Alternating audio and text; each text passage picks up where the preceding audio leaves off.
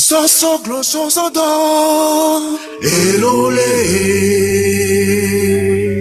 Fenêtre sur l'Afrique avec Sylvain Amos, Sena Apeto, Rodrigue Aego et d'autres collaborateurs, Sika Naomi, Josué Maouli, Esteban Gagno, Sidi Amivi, Senam Kodjo et Selam Iao. Fenêtre sur l'Afrique, c'est la voix des sans-voix, la voix des opprimés. Milagro, oui d'accord, avion la voie, oui d'accord, milagro, soso glosso migbe, elo salado, soso glosso migbe, elo salado, mimila sundo et tout la sundolo, oui d'accord, avion la voie, oui d'accord, milagro, oui d'accord, avion la voie, oui d'accord, milagro.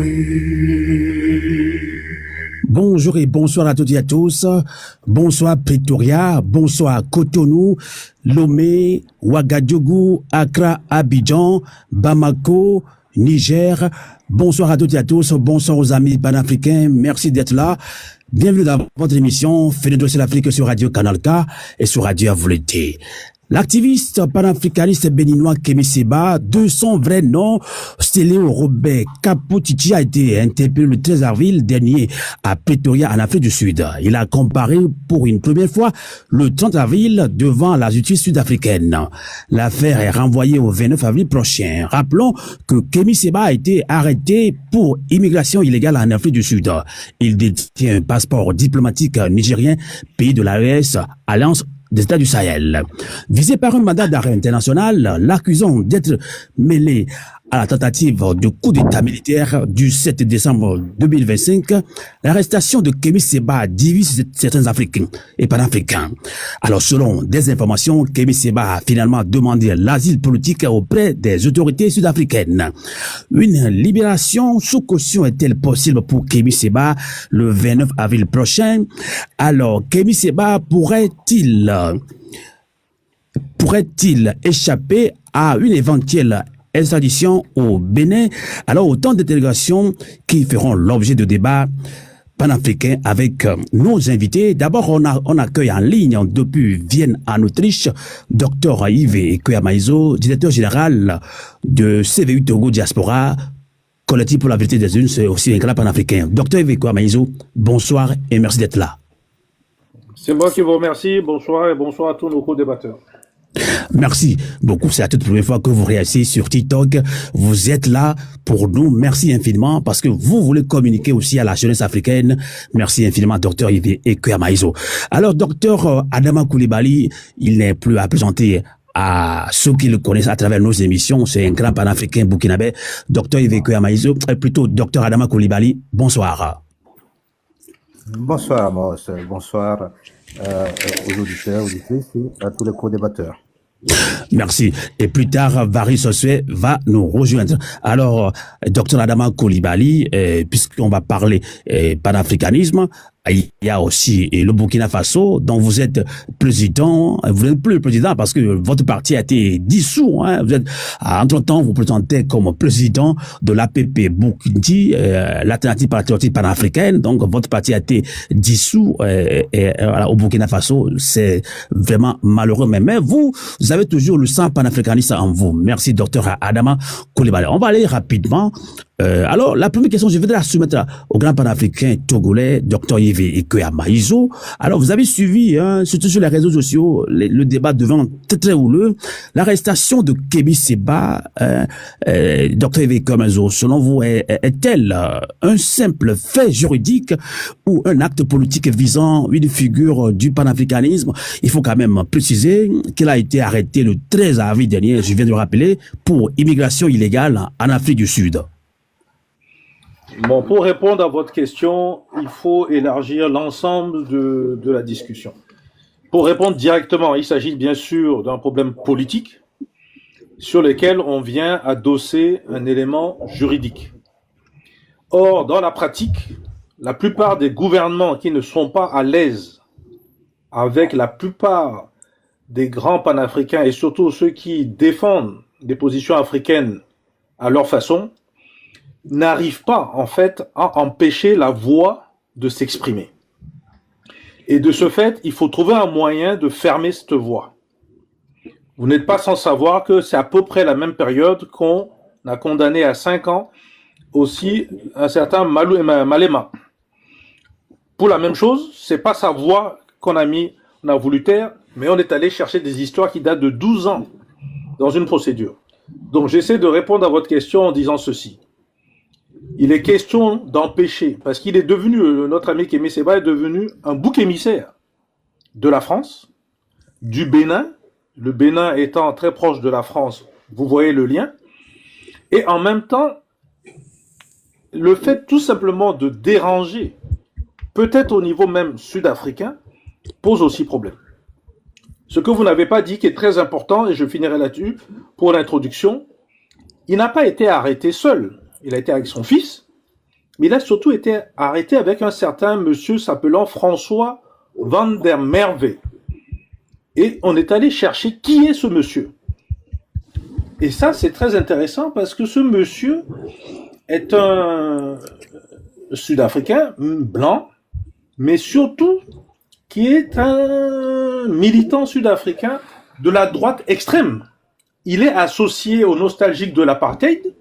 C'est un séparatiste blanc et qui apparemment a servi d'intermédiaire, de facilitateur avec 250 000 rand, ça fait dans les 13 000, 15 000 euros, pour trouver un moyen de quitter l'Afrique du Sud pour aller au Zimbabwe ou ailleurs.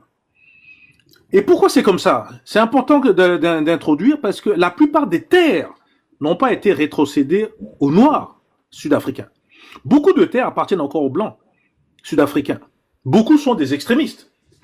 Et ce sont ces extrémistes qui connaissent les chemins par lesquels vous passez pour essayer d'éviter de suivre la légalité. On viendra sur le débat de ce monsieur plus tard parce que la question de savoir s'il a été piégé par les Blancs sud-africains. La deuxième question importante, c'est ce qu'on a dit. On a dit qu'il était dans l'illégalité. Vous savez très bien que quand vous venez dans un pays, vous avez un visa, surtout en Afrique du Sud, qui est très très bureaucratique pour vous donner des visas.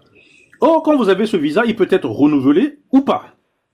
Et on attend la dernière minute pour vous le renouveler. Or, si ça n'a pas été renouvelé, automatiquement, vous êtes dans l'illégalité. En France, sachez qu'aujourd'hui, on peut tout simplement décider de vous sortir du territoire. Et donc, c'est à peu près ce qui s'est passé. On a attendu que ce renouvellement n'a pas eu lieu.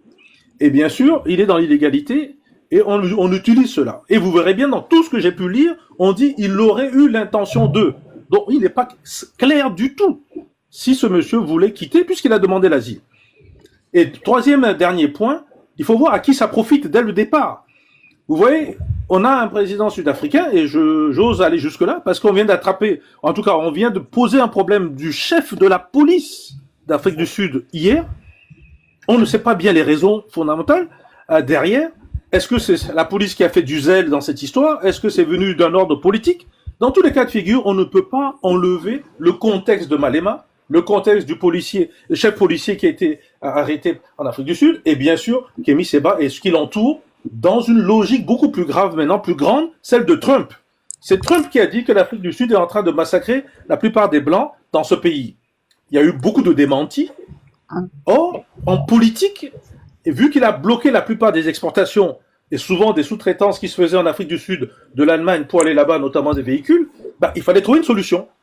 Donc, il fallait donner, entre guillemets, un cadeau à ceux qui sont derrière et qui font partie de ceux qui souhaiteraient fermer d'une même coup la personne qui parle et qui dérange et en même temps empêcher tous ceux qui, à travers le militant Kémy Séba, apprennent un certain nombre de choses sur les réalités des échanges inégaux et de tout ce qui se passe entre l'Afrique et le monde occidental. Voilà ce que moi je dirais en introduction, qu'il faut faire très attention aux mots qui sont utilisés parce que c'est très facile. Peut-être un dernier point que vous avez soulevé, c'était le fait que le Bénin a demandé une extradition. D'après nos informations à nous, il semblerait que c'est pas la première fois que ça a été demandé. Il y a eu un certain nombre de refus pour vice de procédure et qu'ils sont en train d'en refaire un autre qui va passer aussi par tout un système international. Alors l'Afrique du Sud est obligée de s'exécuter. Est-ce que c'est ça qui est venu aux oreilles de Kémy Séba pour demander à aller ailleurs? Je ne sais pas. Donc il y a beaucoup d'interrogations qu'on va pouvoir débattre ensemble aujourd'hui. Tout à fait. Tout à fait. En tout cas, merci, docteur Yves Kwamaezo. Vous qui venez nous rejoindre, c'est votre émission Fenêtre sur l'Afrique de Radio Canal K et la voix du peuple de Radio Avleté tapoté partagé. C'est la première fois que docteur Yves Kwamaezo intervient en live TikTok. Donc, s'il vous plaît, humblement, tous ceux qui sont abonnés à Radio Avleté, abonnez-vous à lui pour que dans les prochains jours, il vient aussi en vidéo. Faites autant pour docteur Adama Coulibaly. Alors, docteur Adama Coulibaly, vous avez su la réaction à chaud du docteur Yves Kwamaezo, panafricain togolais. Vous êtes burkinabé. Je viens de vous présenter en tant que président de l'APP Burkindi, l'alternative patriotique panafricaine. Alors, c'est votre parti. Malheureusement, votre parti a été dissous au Burkina Faso. Pour 2 minutes, dites-nous, voilà, comment va quand même votre pays, le Burkina Faso, votre parti qui a été dissous, docteur Adama Coulibaly? Alors, les partis, comme tous les autres partis politiques au Burkina, ainsi que plusieurs centaines d'ONG et d'associations ont été interdites d'activité. Les partis sont purement et simplement dissous, ce qui veut dire qu'il n'y a plus aucune existence pour ces partis. Les biens de ces partis sont dévolus à l'État. Et il y a plusieurs centaines d'associations et d'ONG qui subissent à peu près le même sort, puisqu'il y a beaucoup d'associations et d'ONG qui sont soit interdites d'activité, soit suspendues. Et sa dernière liste a été publiée très récemment, cette semaine. Et donc c'est une situation très particulière, qui surprend. C'est vrai que dans un premier temps, les partis politiques étaient suspendus. Le motif invoqué a été principalement que les partis politiques étaient responsables de la division des Burkinabés et de la mauvaise gouvernance, et que, deuxièmement, il y aurait trop de partis politiques. Il faut rappeler que c'est un pays dans lequel sur une soixantaine d'années, les civils n'ont gouverné que pendant une dizaine d'années, 10-12 ans, et que tout le reste du temps, ce sont les militaires qui ont gouverné. Donc, voilà ce qu'on peut dire. En ce qui concerne le reste, c'est vrai que le pays est encore confronté à la menace terroriste. Il y a encore l'insécurité liée au terrorisme qui est présente, et nos forces de défense et de sécurité sont au front. Et il y a aussi il y a eu beaucoup de victimes civiles et militaires auxquelles il faut rendre hommage. Et en tant que panafricaniste, pas seulement en tant que burkinabé, certes, en ce qui me concerne, en tant que militant depuis la période scolaire, depuis le collège, mais également en tant que panafricaniste, parce que ce qui se passe un peu partout en Afrique est tout à fait déplorable, dans beaucoup de pays, en tout cas, ou partout, que ce soit au Soudan, que ce soit en RDC, pour ne prendre que ces exemples-là, et puis évidemment au Sahel, les autres pays. Donc rendre hommage à toutes les victimes de ces violences injustes, et qui sont liées très souvent à des phénomènes extérieurs, en tout cas des velléités de domination. Mais ceci étant dit, cela pose aussi des problèmes en interne, dissoudre les partis politiques et dissoudre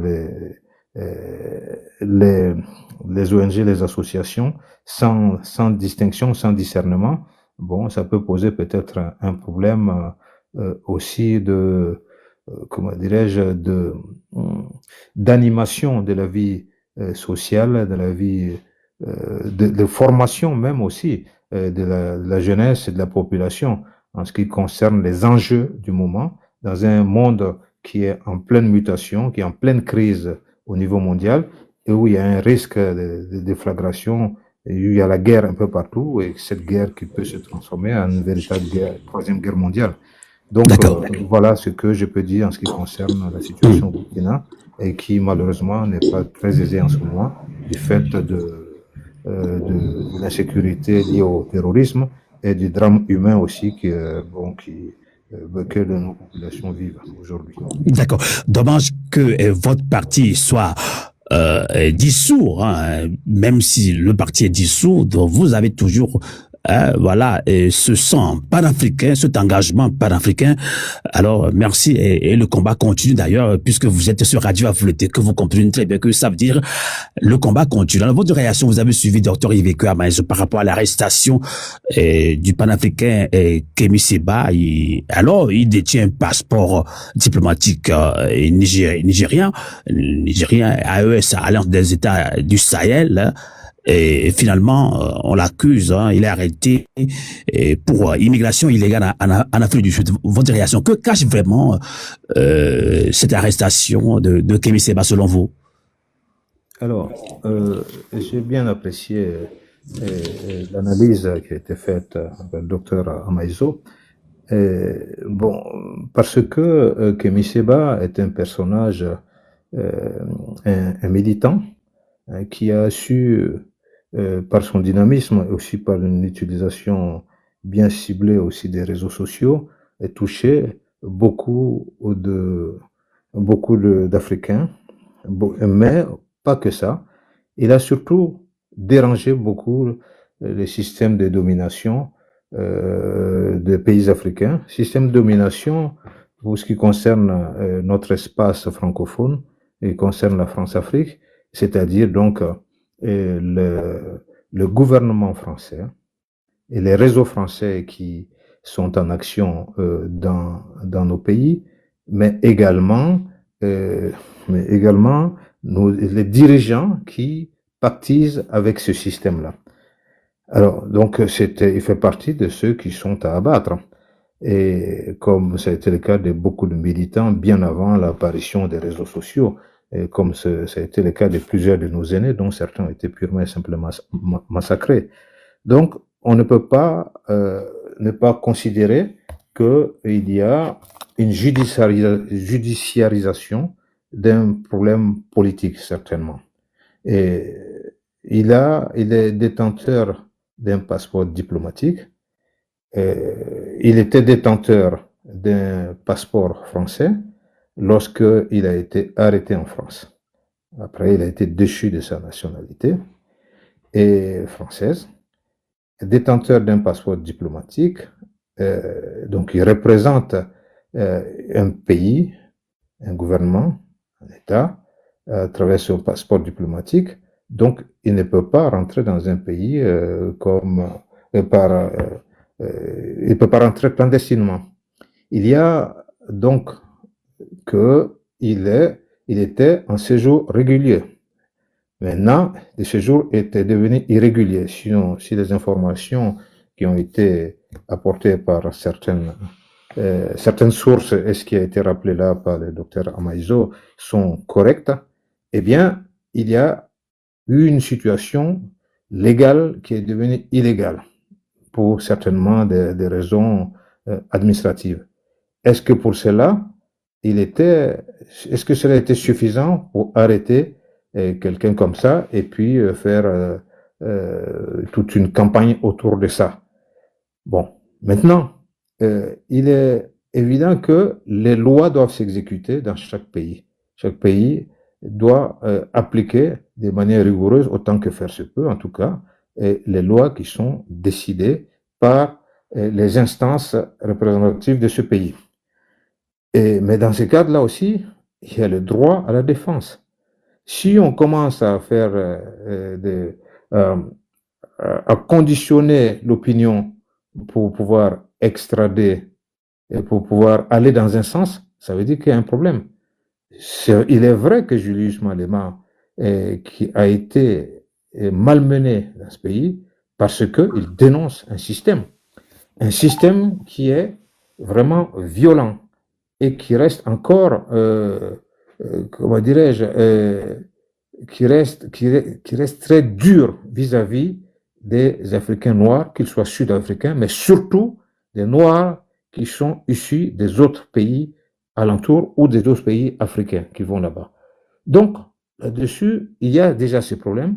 Il y a aussi l'autre problème qui est que il y a aujourd'hui, sur le continent et au-delà, un système qui a des difficultés, qui est à bout de course, à bout de force, qui est dans une crise profonde et qui va tout faire pour abattre les personnages, les icônes ou les mouvements politiques, les mouvements panafricanistes, parce qu'il y a des mouvements, Kémi Séba a son mouvement, Urgence panafricaniste, c'est ce mouvement qui représente aussi, et même si il en est le dirigeant, il en est le premier responsable, il a sa forte personnalité, mais c'est surtout casser, il s'agit de faire en sorte de casser toute dynamique qui pourrait permettre de fragiliser considérablement le système en faisant prendre conscience aux gens, et en faisant continuer à faire prendre conscience à la grande masse, mais surtout faire peur aussi, faire peur à ceux tous ceux qui pensent que on peut abattre le système et que en humiliant ou en tout cas en brisant ceux qui portent le combat, parce qu'il y en a beaucoup qui le portent aujourd'hui, hein, et chacun de nous joue sa partition, eh bien, le système pense que, donc, il est prêt à utiliser tous les moyens. Et il pense donc, le système, qu'il faut utiliser tous les moyens aussi pour empêcher que ce combat qui est mené contre lui puisse prospérer. Pour un système qui est capable aujourd'hui de se lever, d'aller prendre un chef d'État pour aller le juger dans notre pays, comme ça a été le cas au Venezuela, eh bien, il ne faut pas s'étonner. Parce que moi, je ne considère pas que c'est un phénomène isolé de la situation internationale aujourd'hui. Parce qu'on est dans un monde aujourd'hui où les dirigeants qui sont réputés pour respecter les règles du droit international le piétinent. Mais il faut dire que en Afrique du Sud, quand même, l'Afrique du Sud a eu le courage de dénoncer ce qui se passe à Gaza. Donc ça veut dire aussi que il y a des mouvements en Afrique du Sud, des personnalités du pouvoir, des institutions du pouvoir aussi, qui ont en mémoire la lutte qui a été menée contre l'apartheid. Donc, qui était une lutte pour la dignité humaine, qui symbolisait l'homme noir, la revendication des libertés de l'homme noir. Et donc, il y a aussi cette vision, ce sentiment là-bas, et je pense que justice sera rendue d'une manière ou d'une autre. Le dernier point, que le Bénin réclame l'extradition, bon, ça c'est des bonnes guerres. En tout cas, c'est pas encore officiel. Hein. C'est pas encore officiel. Voilà, si c'est pas officiel. Donc c'est pour ça que je disais tantôt que il y a beaucoup d'informations qui sont jetées comme ça en pâture pour inonder les réseaux sociaux et les systèmes, les médias mainstream pour essayer de conditionner l'opinion dans un certain sens et préparer les esprits à tout en fait. C'est pour ça qu'il faut qu'on soit mobilisé, que l'on soit d'accord ou pas avec Kémi Séba, il faut que nous puissions défendre le droit à chacun de s'exprimer, surtout lorsqu'il s'agit de ceux qui défendent la dignité de l'homme noir et la dignité de l'être humain, tout simplement. Tout à fait. Alors, docteur Yves Amaïso, et après tu vois ouvrir votre micro, puisque voilà, donc je pense que vous comprenez, c'est la première fois que vous intervenez sur TikTok Live. Je demande humblement à ceux qui sont abonnés à nous, je le répète encore une fois, humblement, abonnez-vous à nos deux invités. Hein, ce sont des doyens au niveau de la diaspora africaine. Donc, ils se sont inscrits sur TikTok uniquement que pour la jeunesse africaine, pour venir expliquer, sensibiliser autour de la souveraineté africaine. Alors, docteur Yves Amaïso, vous avez suivi aussi la réaction du docteur Adama Coulibaly et le grand panafricain burkinabé qui nous demande de se mobiliser et de demander la libération pure et simple de Kémi Séba. On le soutient, qu'on ne soit pas d'accord avec lui, mais il reconnaît que Kémi Séba est un grand combattant. Alors, visé par un mandat d'arrêt international, Kémi Séba est accusé par son pays d'origine, le Bénin, d'avoir soutenu le coup d'état militaire du 7 décembre 2025. Alors, il a ensuite, Kémi Séba, il a demandé l'asile politique auprès des autorités sud-africaines. Alors, finalement, Kémi Séba pourra-t-il échapper à une éventuelle extradition vers le Bénin, Dr Yves Amaïso, en demandant l'asile? Je vais répondre à votre question, mais il faut clarifier un certain nombre de choses. Je vous ai dit au départ que vous avez beaucoup de gens impliqués dans cette histoire en amont, et on découvre comment se comporte un État vis-à-vis d'un personnage comme Kémy Séba, qui a sa façon citoyenne de défendre le point de vue du peuple africain. Je vous informe, d'après les informations que j'ai reçues sur Afo Authenticity Think Tank, que le gouvernement du Niger, je vais commencer par eux, pour savoir si ce passeport diplomatique a bien été donné à Kémy Séba. La réponse est oui. Est-ce que le Niger a défendu Kémy Séba comme quoi ce passeport était en cours de validité? La réponse, elle est bizarre. C'est-à-dire que le gouvernement du Niger n'a pas cherché une solution pratique pour l'arrestation de Kémy Séba, donc il ne s'immisce pas dans les affaires internes de l'Afrique du Sud, on peut comprendre. Par contre, ils ont suspendu le passeport diplomatique. Et apparemment, il aurait suspendu Kémy Séba aussi de toutes ses fonctions auprès de la présidence du Niger, voire même, il faudrait vérifier, ils l'ont déclaré persona grata sur le territoire du Niger. C'est-à-dire qu'il ne peut pas retourner au Niger actuellement.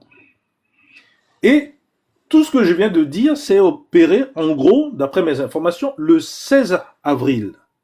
Or, l'arrestation a eu lieu le 15 avril. Et ce que je vous dis vient du secrétariat général du gouvernement du Niger, qui a officiellement notifié les autorités sud-africaines après l'interprétation du 15 avril. Donc, le passeport diplomatique était bien valable jusqu'au 14 ou 15 et ne l'est pas après. Maintenant, un passeport diplomatique, vous savez, on en a eu, il faut faire attention. Vous avez un passeport diplomatique, vous pouvez circuler d'un pays à un autre sans visa. Mais attention, vous devez être en mission. Alors, quelle est la mission exacte qu'avait donné le Niger à Kémy Séba pour se rendre en Afrique du Sud? Ce serait clarifié au tribunal. Est-ce que cette mission s'est arrêtée à un moment donné? Est-ce que c'était pour le Niger, finalement, que cette mission vers le Zimbabwe ou ailleurs devait avoir lieu? Vous voyez les questions qui sont en train de se poser. Dans tous les cas de figure, il faut vérifier si ce passeport diplomatique a été réellement suspendu par le Niger, la présidence du Niger, et surtout s'il est déclaré persona non grata. C'est important parce que ça permet de répondre à la deuxième partie de votre question, le Bénin. Le Bénin a, depuis que, en fait, on dit qu'il y a participation à un coup d'État. Les preuves ne sont pas claires, ça va certainement se faire ou se discuter au tribunal. Ce qui est important de savoir, c'est que, et là je demande aussi une vérification, le Bénin a beau jeu de parler, mais il semble qu'on a attaqué, quand je dis le mot attaqué dans le sens juridique du terme, on a fait des difficultés à la famille de Kémy Séba, et plus précisément à ses parents. Je ne sais pas trop où est la situation aujourd'hui, mais il faudrait savoir que si une personne a un problème avec un gouvernement, je ne vois pas pourquoi on va déranger les membres de la famille. C'est qu'il y a un autre problème. Donc ce point mérite encore d'être clarifié.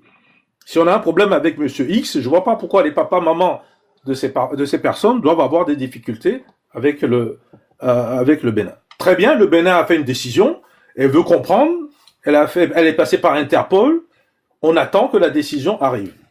Est-ce que, d'après nos informations, il y a eu 2 ou 3 petites demandes auparavant qui n'ont pas pu aboutir parce que ça a été fait de manière plutôt, en termes de droit, vice de procédure. Donc ils ont repris un peu tout ceci pour le mettre en ordre. Or, ça suppose que tout ce temps, on savait très bien ce qui était en train d'arriver. Et on a fait en sorte que ça arrive. D'où la notion de piège que je disais tout à l'heure.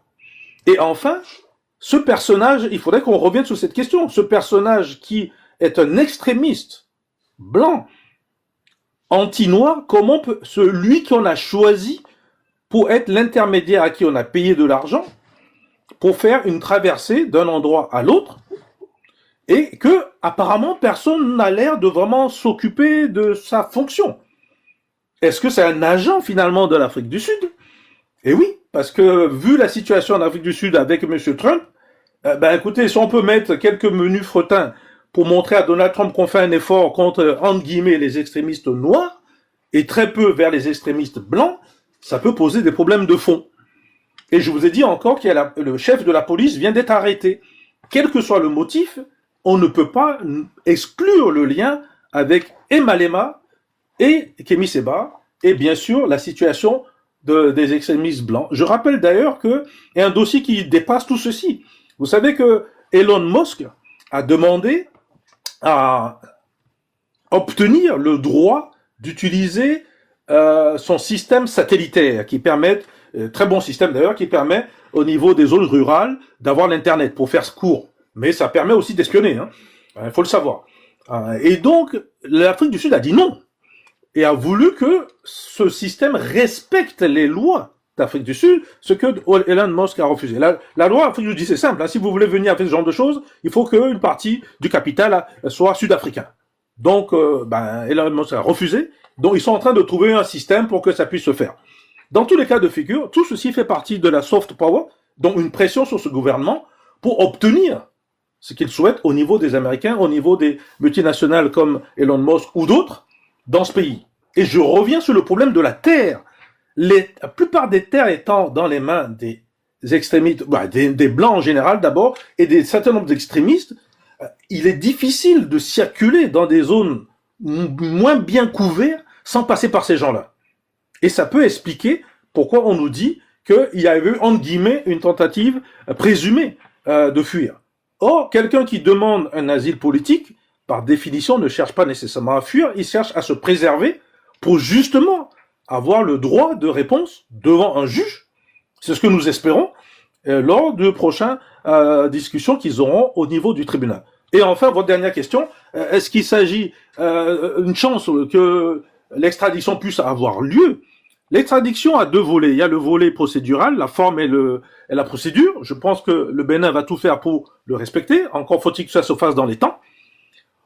Mais la décision qui va tomber dans le prochain, c'est plutôt pour savoir si on libère sous caution Kémy Séba. Or, ce serait très important qu'il soit libéré sous caution pour qu'il puisse parler. Parce qu'il va donner sa vérité. Donc, qu'est-ce qui s'est passé réellement? Il va nous expliquer qui c'est ce monsieur avec qui il a traité ou pas. Parce qu'il se peut que ce soit monté de toutes pièces. Je vous rappelle, pour ceux qui ne sont pas africains historiques et qui connaissent l'histoire, il y a un certain Marcus Garvey que nous connaissons tous. Dans les années 1920 par là, 1922, sachez que c'est lui qui a fait toute une histoire pour faire que les Noirs habitent un sol noir, un terrain noir, donc l'Afrique. Et il y a poussé avec toute une campagne de bateaux pour que les gens viennent au libérer au Sierra Leone. Et il avait, en guillemets, pactisé avec le Ku Klux Klan, dont des extrémistes blancs américains, sur des valeurs qui sont le sol américain au blanc et le sol africain au noir. Je rappelle que c'est une erreur fondamentale. Ce n'est pas ça le panafricanisme. Hein. Mais bon, il faut le savoir. Et c'est officiel. Or, il ne s'agit pas ici d'aller voir quelqu'un et de pactiser intellectuellement avec cet extrémiste de droite. Il s'agissait de quelqu'un dont on sait trop d'où il vient, à qui on a donné de l'argent, soi-disant, pour lui trouver un moyen de quitter un pays pour aller vers un autre. C'est un passeur. Est-ce qu'il est un passeur illégal? Est-ce qu'il est un passeur des agents secrets de l'Afrique du Sud? Est-ce que c'est tout simplement un piège? Et tout ça doit être clarifié. Et on ne peut pas le clarifier si on ne laisse pas la parole à la défense, c'est-à-dire à celui qui est concerné ou à son avocat, pour qu'il puisse parler. Voilà ce que je dirais pour le moment. Tout à fait. Merci de tapoter, partager. Vous savez comment fonctionne notre TikTok, émission TikTok Live, émission à réécouter plus tard sur Radio Canal K, sur Radio Avleté. Comme je vous l'avais dit, hein, nos deux doyens panafricains ici sont venus sur TikTok uniquement pour la jeunesse africaine, puisque en tout temps nous réalisons nos émissions via les canaux ordinaires, téléphone, WhatsApp ou etc.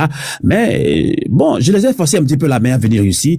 Merci infiniment, Dr. Iveco Amezo, qui rapidement l'a fait tout de suite. Hein. Donc, merci de Dr. Iveco Amezo. Tapotez, partagez et abonnez-vous à Dr. Iveco Amezo pour qu'il vienne plus tard en vidéo comme Dr. Adama Koulibaly. Donc, alors Kémy Séba a arrêté et on comprend pas tellement ce qui se passe. Donc, vous l'avez expliqué un petit peu, une main noire derrière cette arrestation, même si, voilà, on l'accuse, voilà, de s'immigrer illégalement en Afrique du Sud, hein, et dépassement de quelques jours de son séjour. Il détient un passeport diplomatique nigérien de l'AES, Alliance des États du Sahel.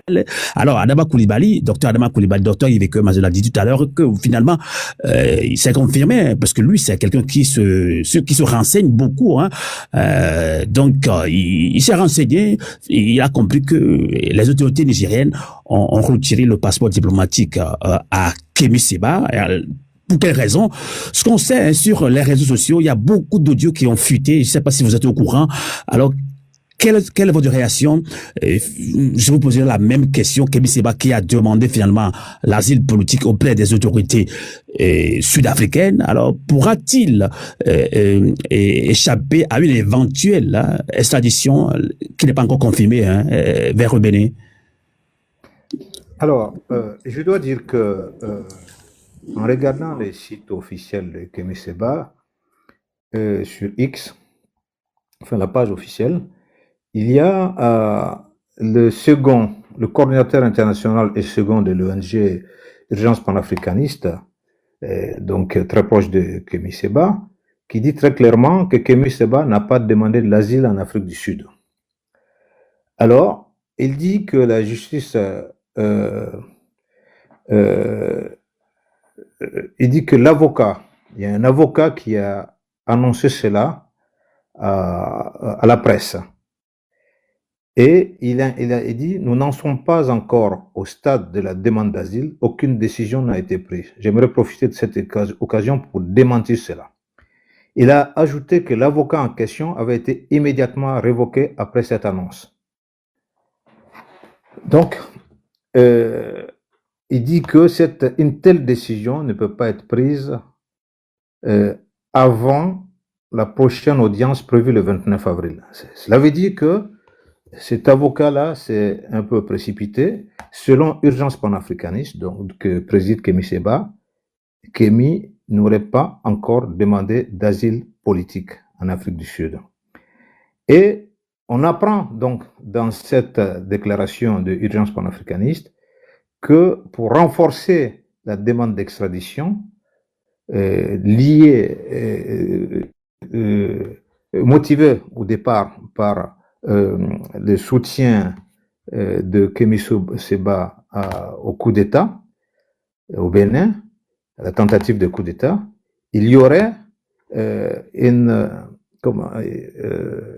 accusation de blanchiment des capitaux. Et il semble que c'est seulement au moment où le procureur a évoqué les motifs de l'arrestation de Kémy Séba que cette information est ressortie, et donc il semblerait donc, selon Urgence panafricaniste, que le mandat d'arrêt pour blanchiment d'argent a été prétendument émis en juin 2025. Eux-mêmes n'étaient pas au courant. L'intéressé même n'était pas au courant. Donc il ajoute, pensez-vous sérieusement qu'en cas d'accusation réelle et étayée, il y aurait une communication préalable? Alors, ça veut dire que on a arrêté Kémy Séba, et après on sort des arguments, des motifs sérieux pour influencer la justice sud-africaine. Alors, si tel est le cas, eh bien, cela veut dire que les juges sud-africains, qui ne sont pas non plus des amateurs, sauront faire la part des choses. S'il s'avère aussi, je n'avais pas vu cette information, si c'est une information réelle, je suppose que c'est le cas, de ce que vient d'annoncer le docteur Amaïzo, concernant la position du gouvernement nigérien, qui aurait retiré donc son soutien diplomatique à Kémy Séba. Le 16 cas aussi. Le 16 avril. Le 16 avril. Exactement. On va rester là. Puisque Voilà. je peux aussi vous informer sur les réseaux sociaux. Je sais pas si vous êtes aussi actif là-dessus, hein, parce que je ne pense pas. Il y a beaucoup d'audios qui ont circulé où Kémy Séba, voilà, je sais, il faut encore authentifier. Moi, je n'ai pas encore authentifié ces audios-là. Il aurait maintenant critiqué l'AES et que voilà, finalement, ça aurait choqué beaucoup de panafricains qui soutiennent l'AES. Et voilà, je sais pas si c'était ça qui est, c'est ça qui est la cause hein, du retrait de son passeport diplomatique nigérian. Voilà. Bon, là, il faut dire que sur ce sujet-là, il y en a les personnes, y compris d'ailleurs des intellectuels ou des politiques ou des responsables d'État qui veulent gouverner par les réseaux sociaux, eh bien, se trompent parce que il y a la réalité du terrain. Il y a aussi ce qui s'est dit, de toutes les manipulations possibles, surtout avec l'intelligence artificielle qui se rajoute à tout ça, et c'est très compliqué.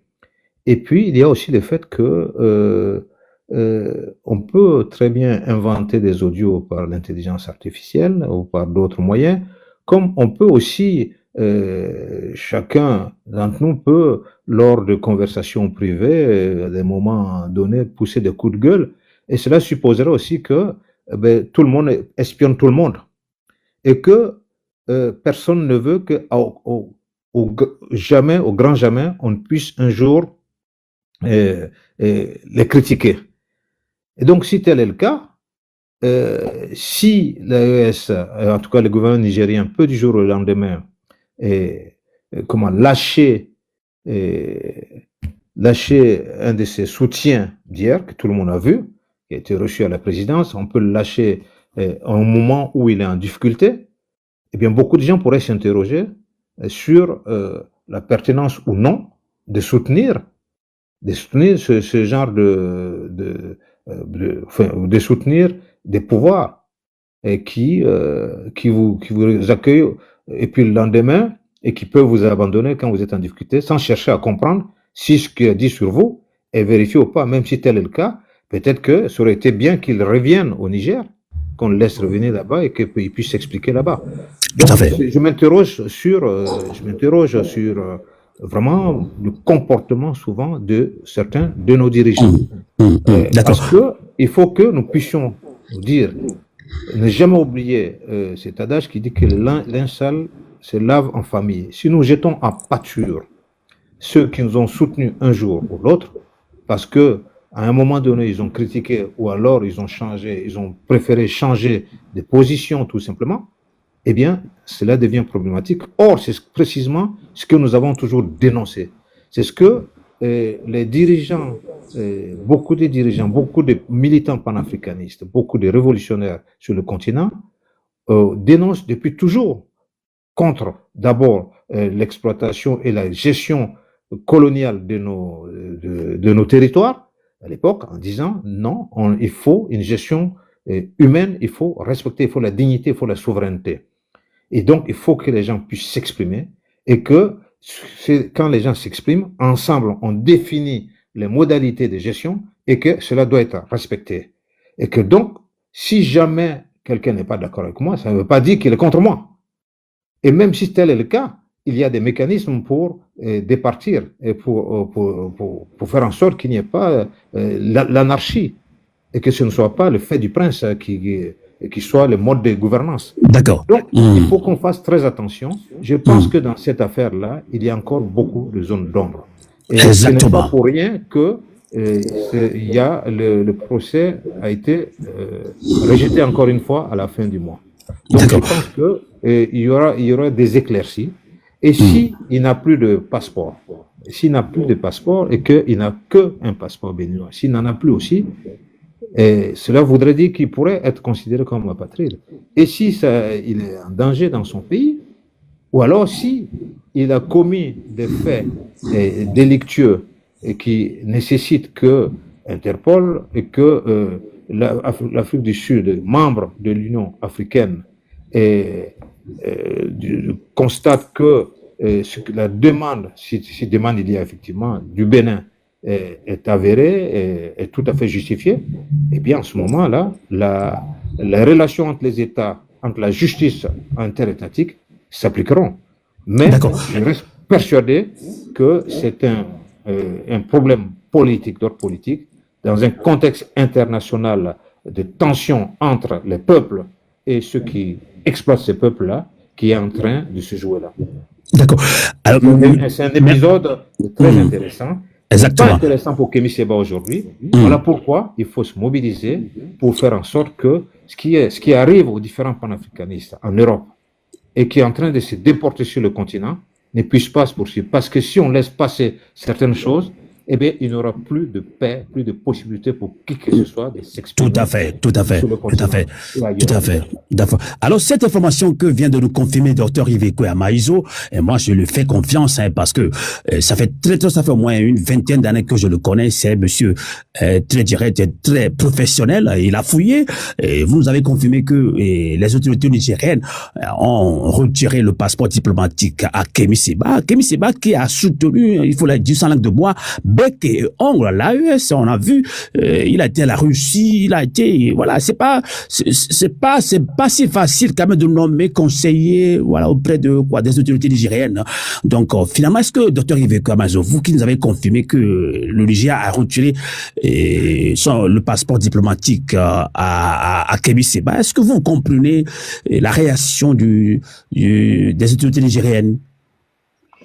Alors, je vais répondre, je vais d'abord poursuivre ce qui vient d'être dit. Il faut séparer l'individu, Kémy Séba, et sa lutte panafricaine, et les États. Les États, c'est De Gaulle qui l'a dit, n'ont pas d'amis, n'ont que des intérêts. Or, vous avez des tensions entre le Niger et le Bénin. Vous avez des tensions entre les États-Unis et l'Afrique du Sud. Vous avez des tensions entre le Niger et l'Afrique du Sud. Et voilà qu'un monsieur qui est au milieu se retrouve à avoir une autre tension entre la France et en gros les panafricanistes. Qu'est-ce qu'on fait? On le transforme en bouc émissaire, on le sacrifie. Alors, pourquoi pas? Vous savez que le sacrifice peut être libérateur. Or, j'ai cherché à savoir en quoi le sacrifice de Kémy Séba en prison va libérer quoi? Alors, allons dans le détail. Le Niger n'a pas porté plainte contre Kémy Séba, qu'on soit clair là-dessus. Donc, il ne s'agit que du Bénin. On est d'accord. Kémy Séba n'est pas rentré sur ce territoire de manière illégale, puisqu'il avait le passeport diplomatique qui n'a été enlevé, si c'était enlevé, que le 16. Donc, l'illégalité est venue de la bureaucratie de l'Afrique du Sud, qui soit n'a pas renouvelé, ou n'a pas demandé qu'on quitte son territoire. Et s'il avait demandé, peut-être c'est pour ça que Kémy Séba cherchait à quitter ce territoire. Or, comme les États font des difficultés, comme je vous ai dit pour les parents de Kémy Séba au Bénin, et aussi certainement l'Afrique du Sud en Afrique du Sud, il a peut-être dû chercher un autre moyen rapide. Et les gens, sachant qu'il était en difficulté, ont emmené ce monsieur, l'extrémiste blanc, et qui, lui, est venu avec d'autres missions, d'autres objectifs. Parce que personne ne parle de lui. Or, je ne vois pas quel intérêt y a-t-il à aller trouver un arrangement avec quelqu'un qui, en termes de pensée politique, est extrêmement loin de ce que pensent les panafricanistes et encore moins Kémy Séba. Donc, dans ce cadre général, je veux revenir sur le Bénin. Il y a un problème avec le Bénin parce que j'ai cherché à savoir qu'est-ce qui exactement a été dit par Kémy Séba. Le Bénin dit qu'il y a apologie de crime contre la sûreté de l'État. Il y a incitation à la rébellion. Il y a incitation à la violence. Notamment dans des vidéos qui, cette fois-ci, remontent à décembre 2025. Et surtout, il disait que lors de cette tentative de coup d'État qui a avorté contre le président Patrice Talon à Cotonou, il avait dit, il faut encore le vérifier, mais je crois que c'est vrai, qu'il s'agissait du jour de la libération.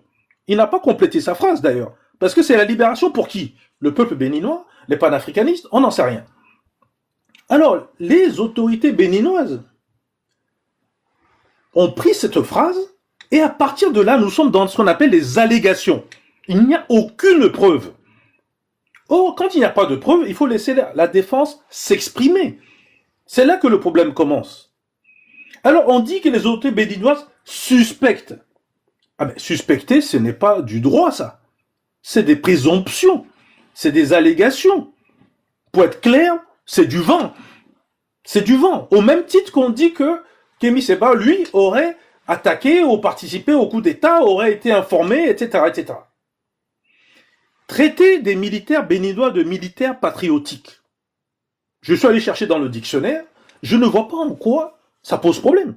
Et d'ailleurs, si c'est quelque chose qui posait problème, il y a une autorité qui s'occupe justement des journalistes et autres, qui pourrait très bien demander à Kémy Séba qu'il revienne sur les mots qu'il a utilisés ou qu'il s'explique. Mais ce que je dis se passe de manière pacifique, c'est-à-dire c'est un état de droit qui autorise la partie adverse, donc la défense, de venir s'expliquer sur les mots utilisés. Or, dire militaire patriotique le jour de la libération, alors qu'un coup d'État a été manqué contre Patrice Talon, je ne vois pas en quoi c'est une apologie de crime contre la sûreté de l'État, encore moins une incitation à la rébellion, puisque c'est une conclusion. Le jour de la libération, le dire, c'est une conclusion. Militaire patriotique, c'est un constat. Et tentative de coup d'État contre le président Patrice Talon à Cotonou. Mais on sait très bien ce qu'a fait Patrice Talon à Cotonou. Il n'y a plus d'état de droit, en tout cas pas pour l'opposition politique dans ce pays. Puisqu'il a réussi à battre son dauphin qui a fait 94%, peut-être même mieux que les régimes soviétiques d'antan. Donc, si c'est ça l'état de droit du Bénin qui empêche ces nationaux de pouvoir avoir un droit de réponse, un droit de défense, il faut s'interroger sur ce que peut devenir le régime de M. Talon qui continue avec le nouveau président. Or, ce nouveau président, d'après les informations, serait quelqu'un de peut-être un peu plus posé, moins attaché, entre guillemets, à sa personne, et donc pourrait revenir sur les allégations du gouvernement du Bénin. Et c'est peut-être aussi pour ça qu'il y a des difficultés en Afrique du Sud pour pouvoir autoriser le fait qu'on puisse extrader. Parce qu'il faut des preuves. Surtout si Interpol rentre dans cette histoire. Vous n'allez pas faire sortir quelqu'un d'un territoire pour un autre territoire si vous n'avez pas des preuves. Et ces preuves doivent être manifestes, évidentes. Or, ce n'est pas le cas. Je vous parle d'allégations, je vous parle de mots, jour de libération, militaire, patriotique. On ne voit pas quand est-ce que, concrètement, il y a eu apologie de crime contre la sûreté de l'État. Alors, allégation contre allégation, vous savez comment ça se résout au droit? Ben, écoutez, on vous demande de sortir, et je pense que c'est ce qui devrait arriver, et on vous demande de vous défendre. Vous n'êtes pas libre pour autant, et on va revenir à la vraie charge. Pourquoi vous êtes dans l'illégalité sur le territoire sud-africain? Et à ce moment-là, ben, c'est un procès tout à fait normal. Vous prenez à la rigueur une petite amende, et puis vous essayez d'aller vous retrouver dans tel ou tel pays qui accepte de vous recevoir. Or, deuxième élément qui est très important, la notion de tentative d'aller au Zimbabwe. Entrée illégale au Zimbabwe. Mais le monsieur n'a pas quitté le territoire sud-africain. On ne l'a pas arrêté à la frontière du Zimbabwe. Donc, c'est encore une allégation. L'argent qui a été payé, vous savez très bien qu'on paye les passeurs en avance. Mais si je vous dis que je dois voyager d'un endroit à l'autre et je vous paye d'avance, et que demain, vous prenez cet argent, vous allez le déposer auprès de l'Afrique du Sud en disant, ben voilà ce que veut faire un tel, on n'est pas loin, pour ceux qui sont chrétiens, du rôle qu'a fait un certain Judas par rapport à un certain Jésus, Christ, dans ceux qui connaissent la Bible et le Nouveau Testament. C'est-à-dire que ce sont des allégations. Ce sont des allégations. Le fait même d'aller au Zimbabwe n'est pas clair. La destination peut être une destination inconnue, qui n'a pas été dite. Or, qu'est-ce qu'on devait faire de cet argent? Des 250 000 rentes qui faisaient 13 ou 15 000 euros, il faudrait que le monsieur qui a eu cet argent nous explique. Et par où il allait le faire passer? Sur des territoires qui appartenaient à des Noirs qui ont été usurpés par des Blancs et que ces Blancs en ont pris la propriété et puis arrivent à faire des circuits, entre guillemets, donc informels. Ça veut dire que si ce monsieur faisait des circuits informels depuis longtemps, il est dans l'illégalité lui aussi. Or, apparemment, il travaillait avec la police puisqu'ils ont eu l'information. Vous voyez bien le problème qui va s'opposer à l'Afrique du Sud, qui prétend avoir un état de droit. Et là, les avocats vont avoir un grand rôle à jouer parce que dans ce cas particulier, il y a une erreur fondamentale du processus et de la procédure juridique d'Afrique du Sud. Parce que si une administration n'est pas capable de dire dans les temps impartis à quelqu'un, vos délais arrivent, vous devez quitter le territoire, ne le fait pas. Et attend que cela se passe. ou attendre la dernière minute et la personne est dans l'illégalité, dans le droit principe, il devrait donner un temps à la personne, soit de quitter le territoire normalement, et ne pas aller maintenant utiliser cette illégalité comme étant un fait. Et il y a un dernier point très important. Il semblerait qu'il y a eu un renouvellement de la première autorisation de rester sur le territoire. Est-ce que c'est lié au passeport diplomatique? Parce qu'on n'avait pas besoin de visa avec un passeport diplomatique. Il faudrait vérifier ce point aussi. Donc, si vous avez été renouvelé une fois, et que la deuxième fois, vous ne l'êtes pas, mais il faut nous expliquer pourquoi. Quelle est la raison fondamentale de cela? Donc, tous ces éléments, vous voyez, c'est beaucoup de questions auxquelles on ne peut pas répondre immédiatement. Et moi, je pense que le tribunal sud-africain de l'histoire est un tribunal, qui soit blanc ou noir, qui dirige là-bas, quelque part, essaye de se rapprocher du droit. C'est quand même un état de droit. Tout à fait. Et cet état de droit va certainement arriver à montrer qu'il y a une absence de preuves. Et donc, il va rester que le fait qu'il est actuellement effectivement dans l'illégalité, mais jusqu'au 15, il ne l'était pas. Donc, qu'est-ce qui s'est passé après? Il faut poser des questions. Et à ce moment-là, je pense que ce qui peut arriver, c'est qu'on sera obligé, entre guillemets, de lui demander de régulariser la situation. Les gens font comme si c'était la fin du monde si votre passeport ou votre papier sont périmés. Mais quand votre passeport est périmé, vous n'êtes pas mort, non? Vous demandez une régularisation. Combien de gens vivent sans passeport pendant un certain nombre de temps, puis après ils se lèvent pour aller faire leur passeport? C'est la même chose pour une carte de séjour ou bien un permis de résidence. On peut très bien d'ailleurs le faire rétroactivement, parce que l'administration sud-africaine était en retard pour pouvoir mettre en place tout ceci. Donc vous voyez, ça peut aller très très loin. Donc moi je pense qu'il y a deux choses. Il y a la faute qu'on peut voir au niveau de l'administration de l'Afrique du Sud, et il y a surtout une responsabilité claire pour avoir écouté un certain nombre de choses qui dépassaient la personne, Kémy Séba, quel que soit ce qu'il pense, je ne défends pas la personne aujourd'hui, je fais du droit, et des pressions politiques liées aux différentes tensions dont j'ai parlé tout à l'heure. Pour être clair, si demain matin l'Afrique du Sud devait donner beaucoup de produits agroalimentaires au Niger, et qu'en retour le Niger devait lui donner je ne sais quoi, du pétrole ou du gaz, vous comprenez que la personne d'un certain Kémy Séba n'a aucune importance. N'a aucune importance. Merci, exactement. Merci, docteur Iveco Amaïso. Vous continuez à tapoter, partager, s'il vous plaît. Donc, je vois que vous ne tapotez pas parce que quand on est mis sur TikTok, vous connaissez comment ça, vous connaissez mieux que moi comment ça fonctionne. Entre-temps, notre compte a été quand même restreint. Donc, on a reçu beaucoup de restrictions et c'est à vous de nous aider à sortir de cette restriction-là. Alors, avant de redonner la parole au docteur Adama Coulibaly, le panafricain et béninois, qui demande le soutien total à tous les Africains pour libérer rapidement Kémy Séba. On va quand même rappeler un petit peu les chefs d'accusation portés à son endroit, justement par rapport à son pays d'origine. Kémy Séba fait l'objet de 2 mandats d'arrêt international et mis justement par la Cour de répression des infractions économiques et du tourisme CRIET au Bénin. Le premier est daté du 13 juin 2025, concerne des faits de blanchiment de capitaux, et le second du 12 décembre 2025 porte sur des accusations d'apologie de crime, d'incitation à la haine et à la violence, ainsi que d'apologie de crime contre la sûreté de l'État et d'incitation à la rébellion. Alors, ces mandats font suite à son soutien public. On l'a suivi à la tentative de coup d'État avorté au Bénin en décembre 2025. Donc, voilà les chefs d'accusation portés contre Kémy Séba. Et si éventuellement on devrait l'extrader au Bénin, alors là c'est grave. Je ne pense pas que ça va arriver.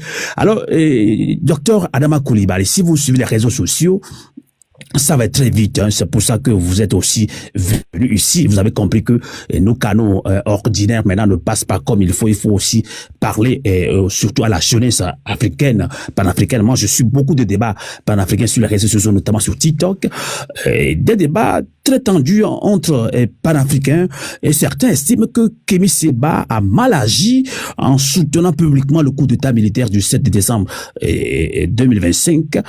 D'autres panafricains demandent sa libération immédiate sans condition, comme vous aussi et Dr Yves Kamaïzo. Alors, est-ce que vous comprenez, voilà, nous Africains, qu'on n'arrive pas à avoir un esprit de discernement, puis on s'attaque entre nous-mêmes, alors que Kémy Séba a tout donné aussi pour l'Afrique, pour ce combat de souveraineté des États africains? Alors, la question s'adresse à moi. Exactement, à vous, okay. à vous. D'accord, merci. Alors, oui, avant de répondre à cette question, je vous ai dit que le 18 avril, pendant qu'il était à Niamey, le ministre des Affaires étrangères du Niger a confirmé, en marge de la rencontre qu'il y avait et qui se tenait là-bas entre l'AES et le Togo, il a confirmé que le passeport diplomatique de Kémy Séba était valide et que l'ambassade ou le consulat ambassade du Niger en Afrique du Sud, à Pretoria, a été contacté par la police pour vérifier la validité de ce passeport et que donc les autorités nigériennes là-bas auraient confirmé que c'était un passeport valide. Jusqu'au 15. Jusqu'au 15. Alors, ce n'est pas ce qui est dit parce que j'ai suivi la vidéo de ce ministre-là et à Lomé, ce n'est pas ce qu'il dit. Bon, maintenant, il faut espérer que bon, les informations se précisent en faveur, en tout cas, d'une cohérence de gens qui attribuent un passeport diplomatique, qui les retirent à un moment donné de manière la pire des manières. Il faut espérer. Dans tous les cas de figure, pour en revenir à la question qui a été posée sur l'appréciation de Kémy Séba au coup d'État, moi, je suis par principe opposé au coup de force. Moi, je suis pour le coup de force du peuple. Qu'un peuple se soulève face à une insurrection et face à une révolution avec l'avant-garde qui se serait choisie, ça c'est légitime. Que des militaires dont le rôle est de protéger la population et les institutions choisies par la population fassent des coups de force, des putsch, ça c'est problématique. Parce que quand on fait ça, et ça veut dire que c'est dangereux pour tout le monde. Ça dit que une fois que c'est fait, et je dis ça en connaissance de cause parce que nous avons connu beaucoup ça dans l'espace, dans les territoires anciennement colonisés par la France, et dans tous ces territoires, et ça a été initié précisément par le colon.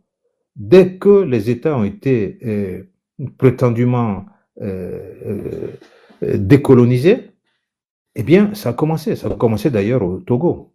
Hein? Il y a eu plusieurs coups d'État comme ça parce que ce que faisaient les pouvoirs, ce que proposaient les autorités ne plaisait pas à Paris. Eh bien, on décidait de faire des coups d'État.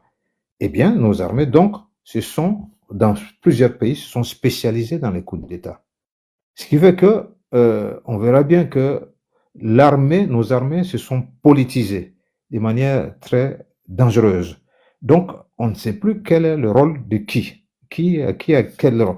Et à côté de ça, effectivement, ce que reprochent les pouvoirs de l'AES aux hommes politiques, c'est que les partis politiques aussi ont une responsabilité, et les intellectuels aussi de façon générale, qui ont contribué à dévoyer justement l'idée même du politique. Ils ont mené des politiques politiciennes au service d'intérêts éloignés des attentes de nos populations. Ce qui fait que c'est l'intelligentsia, qu'elle soit militaire ou civile, qui a failli dans nos pays. Donc la question n'est pas que on fasse un coup d'État, puisqu'il y a des coups d'État que l'impérialisme considère encore aujourd'hui comme de bons coups d'État, parce qu'ils font des coups d'État pour placer des gens qui vont continuer à garantir leurs intérêts. Et certains autres vont faire des coups d'État. On a connu plusieurs cas comme ça. Rappelez-vous, Jerry Rawlings, Thomas Sankara, qui eux aussi, ou c'est des présidents de l'AS, qui vont tenir des discours différents, souverainistes. Mais maintenant, est-ce que vous pensez réellement, quand on regarde l'histoire de notre continent, et ce qui se passait dans les royaumes, quand c'est une royauté, il n'y a pas de souci, même quand c'est une royauté, il y a des mécanismes, des choix et des décisions qui étaient des mécanismes où, en fait, on prend en compte d'abord les avis de tous ceux qui comptent. Et aujourd'hui, si on y prend garde et qu'on veut gérer nos États comme si c'était des casernes géantes, ça pose un problème réel. Voilà pourquoi, par principe, nous, nos organisations, quand on était étudiants déjà, avec l'Union générale des étudiants du Burkina, les différentes associations nationales, et puis aussi nos différentes sections, mais également aussi les mouvements dans lesquels nous avons milité, notre parti qui a été dissous en même temps que les autres, nous sommes par principe opposés au coup d'État. Mais il y a des situations particulières, une fois que ça y est là, qu'est-ce qu'on en fait? Ce qu'on en fait est très important. Est-ce que il est possible que le peuple soit consulté, qu'il soit impliqué, et que l'ensemble des forces patriotiques et panafricanistes soient impliquées, parce que il faut réparer les blessures aussi de l'esclavage, de la colonisation. Nos pays ont été dessinés, non pas en nous consultant, mais en décidant, c'était en fonction de l'intérêt de ceux qui étaient à Berlin en 1884-85. Donc ça, c'est des plaies béantes qu'il faut savoir réparer. Donc on ne peut pas penser qu'un pays va s'en sortir tout seul. Voilà pourquoi je crois que Kémy Séba ait pu soutenir un putsch, eh bien, est-ce que ceux qui soutiennent les modifications anticonstitutionnelles des élections, pour pouvoir aboutir à des élections, faire plusieurs mandats, est-ce que ceux qui soutiennent ça sont plus légitimes que ceux qui soutiennent des coups d'État qui sont contre cela? Donc, il y a quand même une confusion.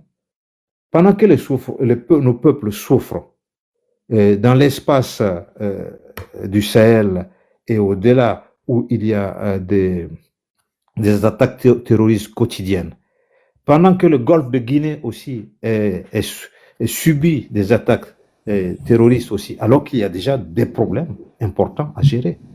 Est-ce qu'on peut passer le temps à se poser la question de savoir qui soutient, qui, si tu n'es pas d'accord avec moi, c'est que tu es un vendu. Si tu as tel comportement, eh bien, on veut la pensée unique. Ça, ce n'est pas possible. Fermer, comme je vais parler de manière plus ou moins, empêcher les gens de s'exprimer, ce n'est pas les empêcher de penser. On ne peut pas les empêcher de penser.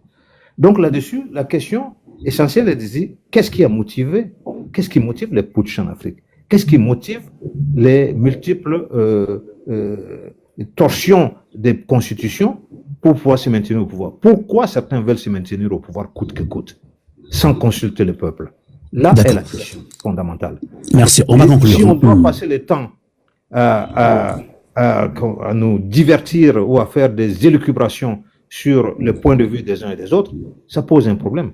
Il faut qu'il y ait une cohérence et que nous ayons des institutions solides dans nos pays et que nul, quelle que soit sa position, ne puisse se mettre au-dessus de ces institutions, ne puisse se mettre au-dessus de l'intérêt des peuples et l'intérêt de tous les peuples d'Afrique et qui doivent absolument respecter les peuples des autres continents parce que nous sommes tous victimes de la même exploitation des mêmes dirigeants, dirigeants du CAC 40, dirigeants de nos États aussi qui exploitent, qui eux vivent dans des bulles et qui exploitent nos richesses et qui les utilisent avec les dirigeants du monde capitaliste.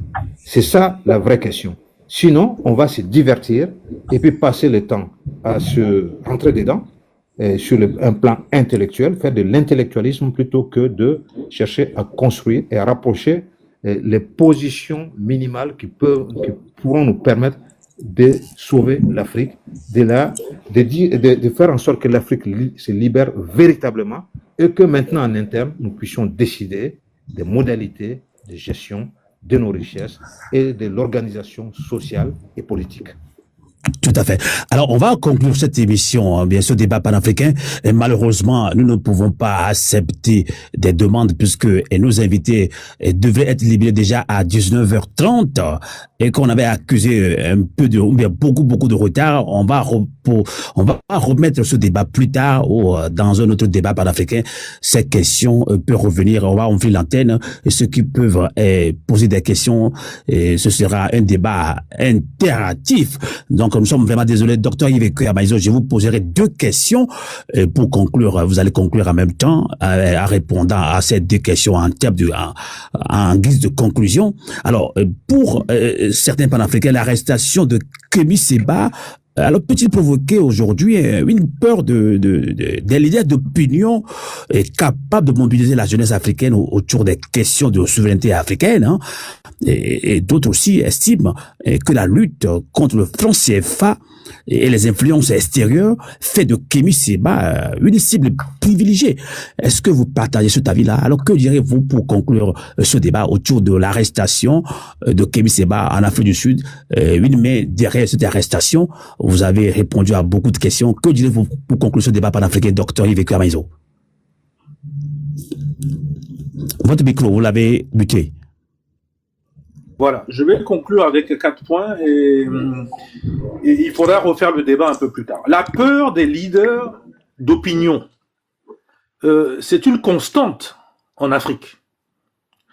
Dès lors que vous avez un régime, quel qu'il soit officiellement un coup d'État militaire ou un coup d'État constitutionnel, ou quel que soit le nom voulu donner, dès lors que les contre-pouvoirs, la justice, les associations, les organisations, la société civile, les partis politiques d'opposition ne peuvent pas fonctionner librement, alors vous avez un problème de fond.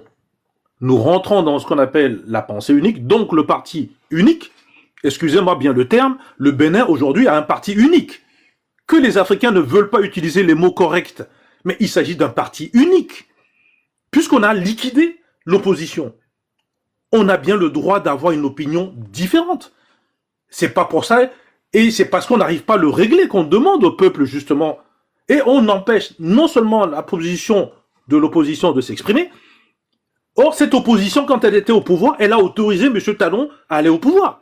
Donc c'est une contradiction fondamentale de l'esprit même qui anime ceux qui sont au pouvoir aujourd'hui, donc pensée unique, parti unique, et beaucoup plus grave derrière tout ceci, c'est qu'on ne leur donne aucune chance de revenir, qui explique ce qu'a dit mon collègue tout à l'heure.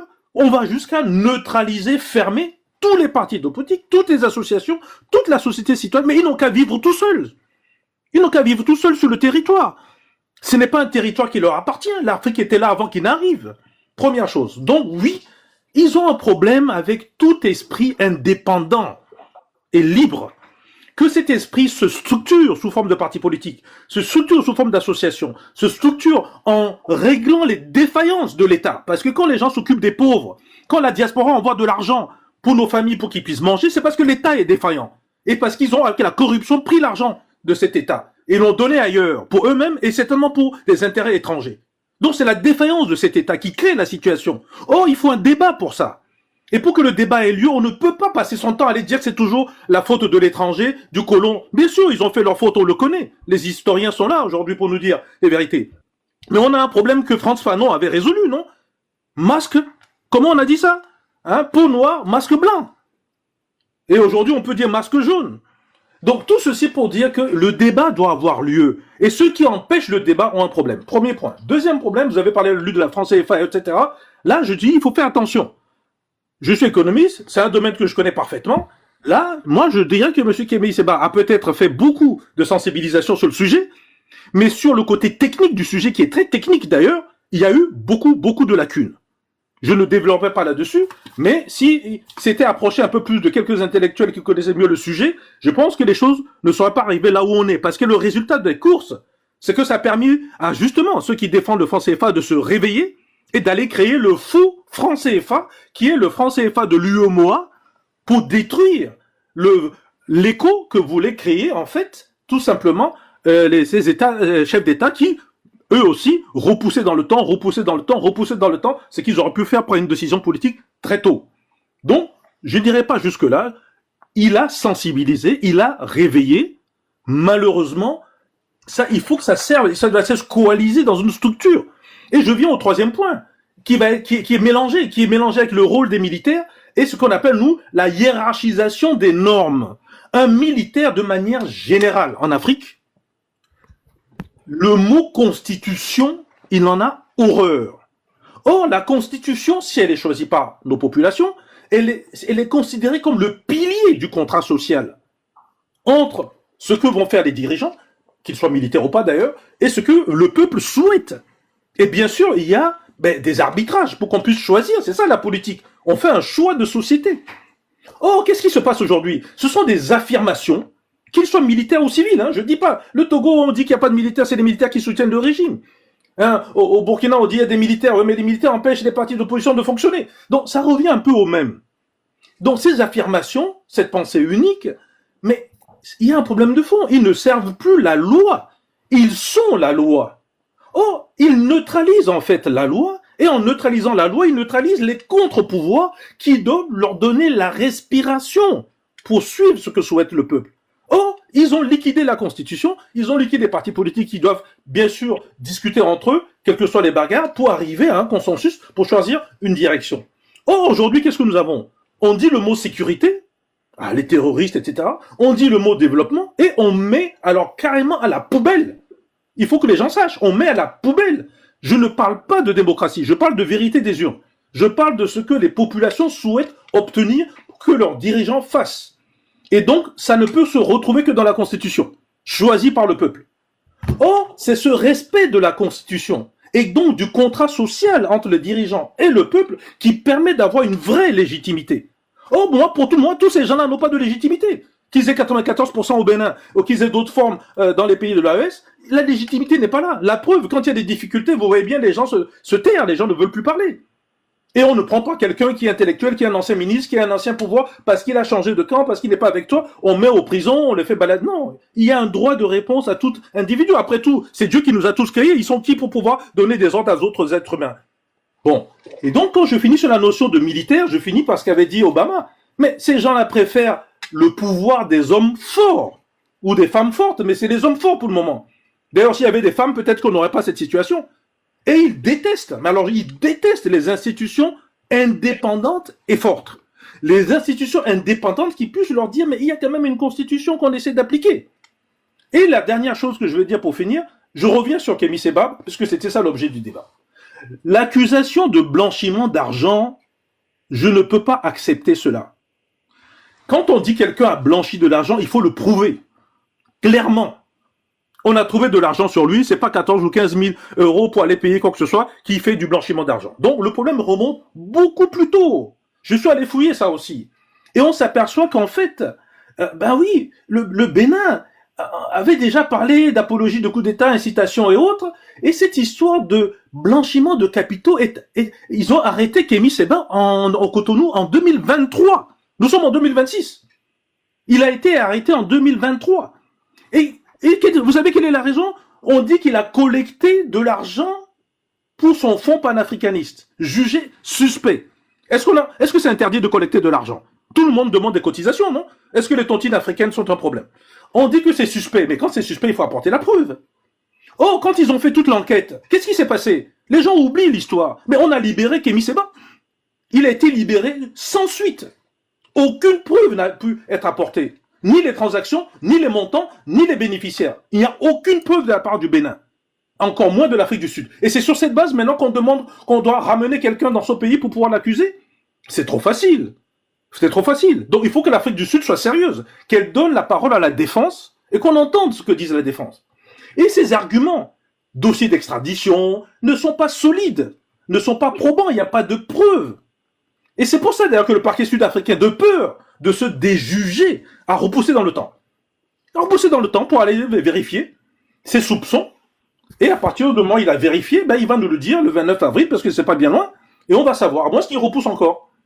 Vous voyez? Donc, l'histoire de blanchiment d'argent, c'est vraiment pour le buzz, pour le moment. Parce qu'il a déjà eu ce problème en 2023, et ils l'ont libéré. C'est-à-dire qu'il n'y a pas de preuves. Alors, si l'État qui a le pouvoir régalien, a le pouvoir de se lever sur des allégations, je l'ai dit tout à l'heure, des absences de preuves, pour aller mettre quelqu'un, pour l'embêter, gâcher son image et après le libérer, cet État-là, sincèrement, ne respecte pas l'État des droits. Cet État ne respecte pas l'État de droit. Il faut que le Bénin s'en rende compte, même s'ils ont fait un vote à 94%. Donc, moi, j'en appelle au président du Bénin, le nouveau, qui n'est pas comme l'ancien, qu'il revienne sur l'État de droit. Le Béninois a toujours été un pays qui nous a donné l'exemple sur l'État de droit. Et sincèrement, qu'on le veut ou non, c'est Patrice Talon qui a modifié cet équilibre de l'alternance dans ce pays. Et en bloquant l'alternance, il a bloqué aussi la volonté de quelqu'un, les autres partis, de s'exprimer. Et ce n'est pas normal. Et donc, aucun pays ne peut fonctionner d'ailleurs longtemps sur cette base-là. D'où, je reviens à ce que disait mon collègue tout à l'heure, ça finira bien sûr par un coup d'État, puisque les gens n'accepteront pas. Et sinon, il faut apporter les preuves. Et le blanchiment d'argent va très loin. On va jusqu'à déranger sa femme. On n'a rien trouvé. Maintenant, ses parents, on ne trouve rien. Et tout ça, ça crée des problèmes, des maladies, des difficultés. Vous connaissez comment l'Afrique fonctionne. Une fois que vous avez soupçonné dans un quartier, tout le monde s'éloigne de vous. Oh, donc, je reviens à l'essentiel. C'est un manque de transparence. C'est un manque de redevabilité au peuple. C'est tout simplement un manque de crédibilité. Et bien sûr, le leader d'opposition, le leader d'opinion, après tout, ce n'est qu'un intellectuel. Hein? Si vous n'êtes pas d'accord avec lui, mais vous l'attaquez, vous dites le contraire, et puis le débat continue sa route. Et après, demain, on va manger ensemble. Or, cette faculté a été perdue. Pourquoi? Parce que les régimes qui veulent empêcher ces leaders de fonctionner, mais ils ne travaillent pas pour les intérêts des peuples africains. C'est ça le fond du problème du panafricanisme d'aujourd'hui. Il faut faire très attention. Nous avons même un panafricanisme, entre guillemets, de droite qui s'est levé au Togo, qui défend les intérêts des étrangers. Depuis quand les panafricanistes défendent les intérêts des étrangers? Et ça, c'est un ministre togolais qui a mis ça en place. Et tout le monde accepte ça. Donc, je finis simplement pour vous dire que personne ne se fasse avoir, parce qu'on écoute beaucoup les réseaux sociaux. Il y a un droit sud-africain. Je fais confiance à la justice sud-africaine. C'est une justice, sur le moyen long terme, a toujours démontré qu'ils ont respecté le droit. Et je pense qu'ils vont respecter le droit. Parce que le dossier, sincèrement, il y a beaucoup d'éléments qui sont vides, qui n'existent pas. Et surtout, il y a des erreurs et des fautes de l'administration sud-africaine dans la procédure. Il n'y a aucun problème que quelqu'un, sa carte de séjour se termine. Mais on lui dit, mais écoutez, on va vous le renouveler, ou bien on vous dit de quitter le territoire et vous avez un délai. Pourquoi ça ne s'est pas appliqué? Maintenant, on nous dit que ça vient de l'extérieur, le Bénin. Vous avez vu tout ce qu'on a dit sur le Bénin? Il n'y a aucun argument solide. Pourquoi on va fouiller ici quelque chose de solide? On va défendre le Bénin. Or, ce n'est pas solide. Merci, oui, docteur. Donc, je finis là-dessus. C'est vraiment le manque de transparence. Et tous les leaders d'opinion, vous dites, bon, Kémy Séba, nous, on le subit. J'ai 1227 virus par jour. Vous pouvez vous savoir pourquoi c'est ça? Et quand je ne veux pas dire les pays, mais on les connaît, les pays qui nous envoient les virus. Ça veut dire quoi? Qu'on veut empêcher la parole? Il faut aller relire le livre d'Aminata Traoré. Le viol de l'imaginaire, le viol de la pensée. Ça veut dire quoi? On ne veut pas que vous pensiez. Vous pensez pourquoi? Ben pour que ça aille mieux pour le peuple. Or, ce peuple ne peut pas tous parler. C'est pour ça que nous avons la représentation de ce peuple. On ne veut pas que le peuple soit représenté. C'est quel régime, ça? Quel que soit le nom qu'on lui donne, c'est pas un régime africain. Encore moins un régime panafricain. Et ces gens prétendent vouloir défendre le panafricanisme. Mais écoutez, il faut retourner en arrière et voir les grands du panafricanisme. Merci. Voilà ce que je peux vous dire pour le moment. Je comprends votre indignation. Merci, docteur Yves Koyamaizo. Je rappelle que vous êtes directeur général de CVU Togo Diaspora, collectif pour la vérité des urnes. Merci d'avoir participé à ce débat. Merci infiniment que vous avez rapidement téléchargé TikTok. Vous êtes venu ici uniquement que pour Radio à Volonté. C'est bien, pas que pour nous, mais vous avez le plaisir de suivre la jeunesse qui est maintenant nombreuse à nous suivre sur TikTok. Là, malheureusement qu'aujourd'hui, on est un peu attaqué. On a déjà reçu pas mal d'avertissements. C'est comme ça TikTok. Mais l'émission sera réécoutée sur Radio Canal K, sur Radio Avouleté, en podcast sur le site de CVU Togo Diaspora aussi, et également sur notre compte YouTube et TikTok. Mais Dr Yves Amaïzo, restez encore au moins 2 ou 3 minutes, car il y a Georgia, la panafricaine, hein, elle est africaine, hein, elle est togolaise, elle est béninoise, elle est sénégalaise, elle est ghanéenne. Georgia, je l'ai suivie sur plusieurs fois sur TikTok. Elle anime pas mal d'émissions de débat africains. Georgia m'a promis d'intervenir, même si c'est pour 5 minutes, sur cette arrestation de Kémy Séba. Georgia, bonjour depuis chez toi, Georgia. Ton micro. Bonjour tout le monde, merci, salut à tous ceux qui écoutent Radio Avouleté, je suis là avec vous aujourd'hui.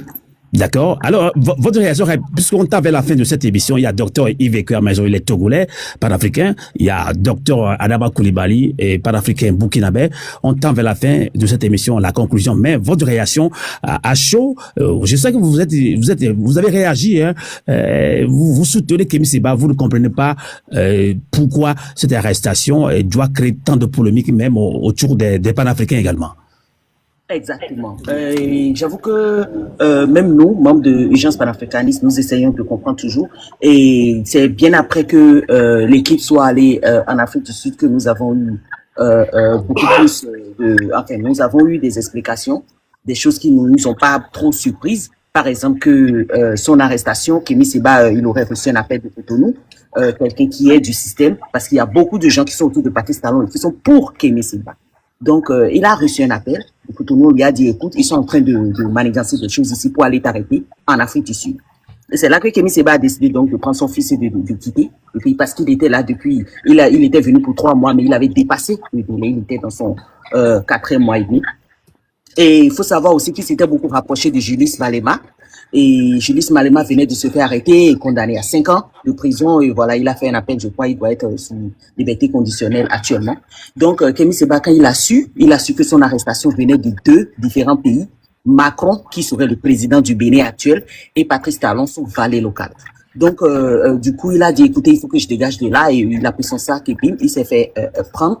Et jusqu'à aujourd'hui, Kémy Séba n'est complètement, Kémy Séba dit ouvertement qu'il ne connaît ni d'Adam ni d'Ève, ce blanc qu'on veut lui coller, ce blanc suprémaciste et autres, voilà, voyage clandestin, il aurait reçu 130 000 euros, et il paraît que ce mensonge vient de la DGSE française, et bref, voilà, il y a tellement de mensonges qui circulent sur la toile, on a plein de choses à déconstruire.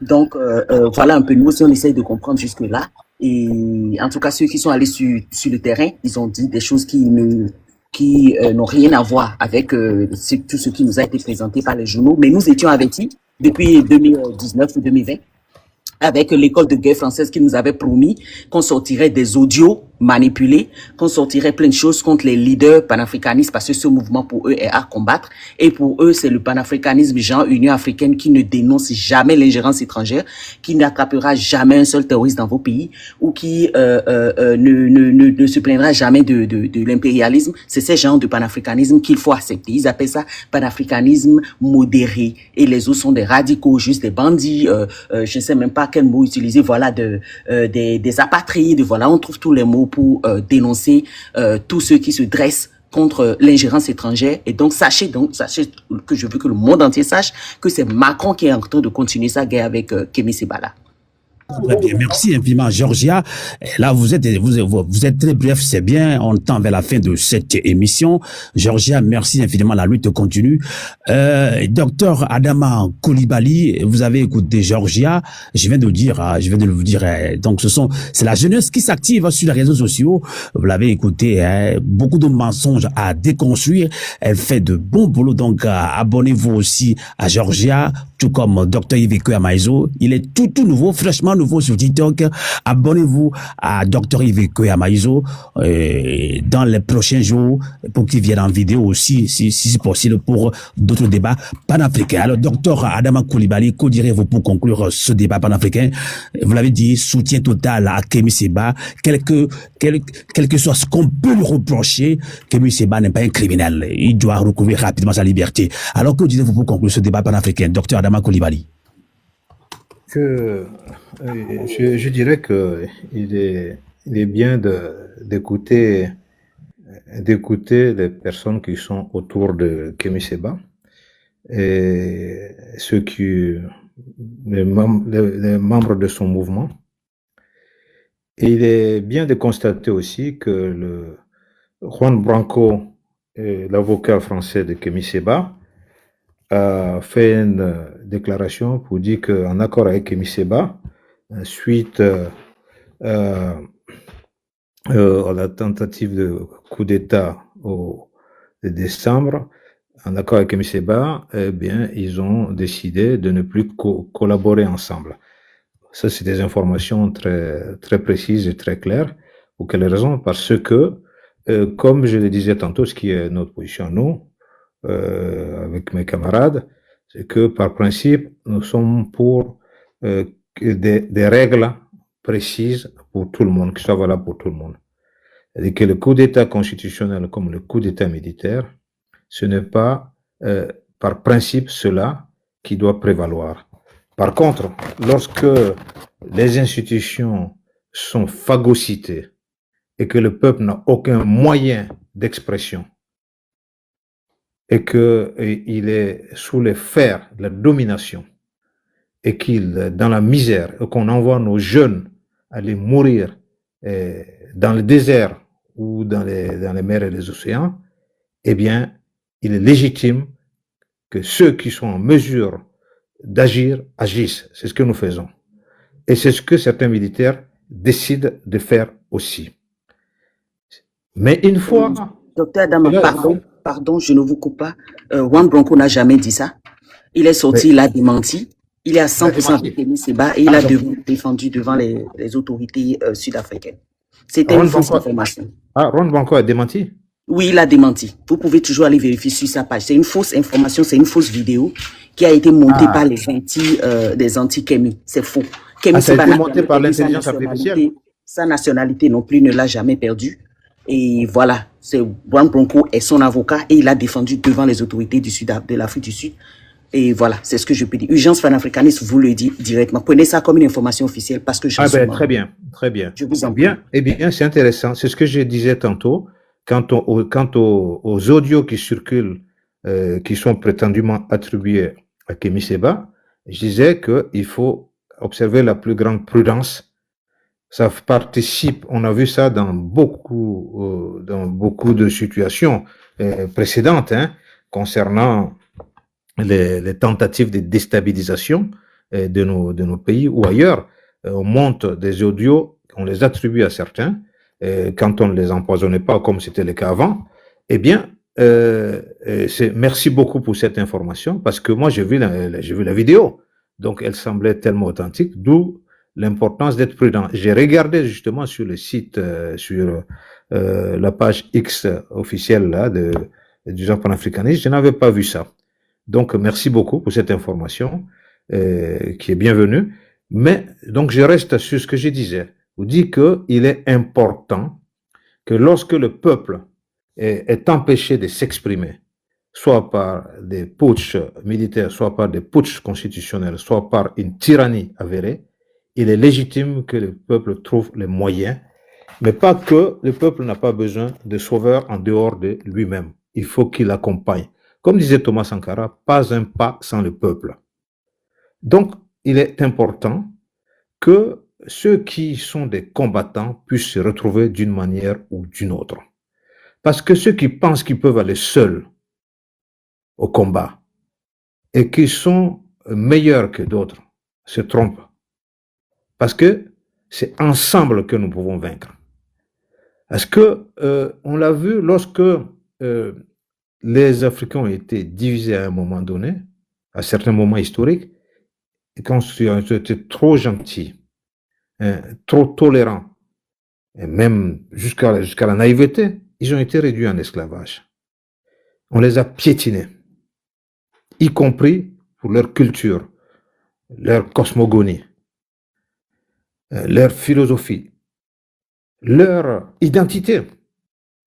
On les a réduits à la colonisation, en objet de travaux forcés.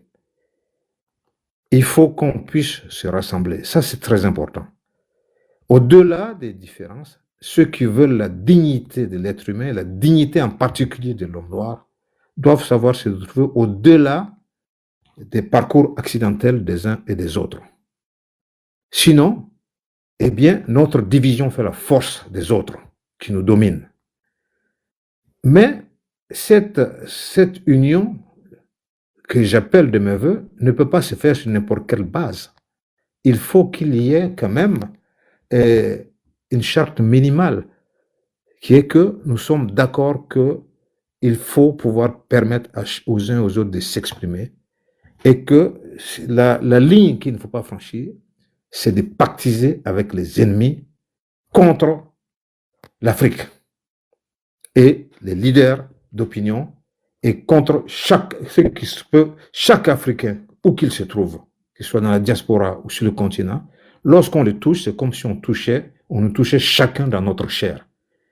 Si nous n'arrivons pas à atteindre cela, c'est compliqué. Regardez ce qui se passe lorsque un soldat français tombe quelque part, ou un soldat américain, ou même un citoyen américain. Quand dans le Sahel, une Coréenne, Américains et Français ont été enlevés au parc du W au Bénin et qui ont été amenés en passant par le Burkina vers le Niger, eh bien, il y a une mobilisation, qui a été des forces françaises en ce moment-là, et puis aussi une communication pour aller les chercher. Nous avons nos enfants qui meurent un peu partout. Eh bien, ça devient quelque chose de normal. Nos jeunes qui sont violentés, qui ne peuvent pas s'exprimer, on trouve ça normal. Dès lors qu'en Ukraine, il y a eu